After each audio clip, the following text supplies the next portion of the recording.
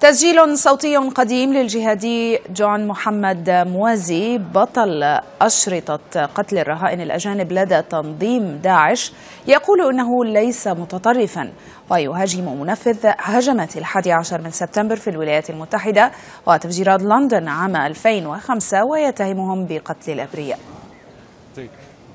رفض محمد موازي المعروف بجون الجهادي أن يوصف بالمتطرف في تسجيل صوتي مسرب، كما وصف منفذي هجمات 11 من سبتمبر وتفجيرات لندن بالمتطرفين.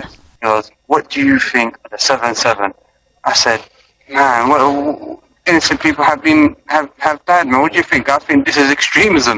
He said, okay, what do you think of the war in Afghanistan? I said, well, what do I think? You know, we see the news, innocent people are getting killed. If I had the opportunity for those lives to come back, then I would make those lives come back. يرجع التسجيل إلى عام 2009 عندما قامت المخابرات البريطانية بإلقاء القبض على موازي في تسجيل يتحدث عن استجوابه من قبل ضابط في جهاز MI5. I mean, he said, I still believe that you're going to Somalia to train. I said, after what I just told you, after, you know, I told you that what's happening is extremism, this and that, and you're still suggesting that I'm an extremist.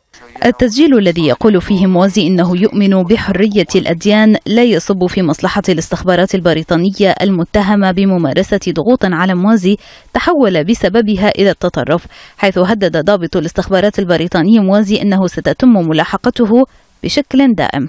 And we're going to keep a close eye on you, Mohammed. We already have been. We're going to keep a close eye on you, threaten him. And then, you know, just went out.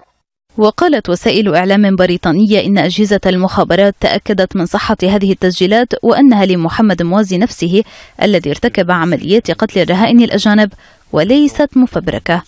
ماريا شحادة، العربية.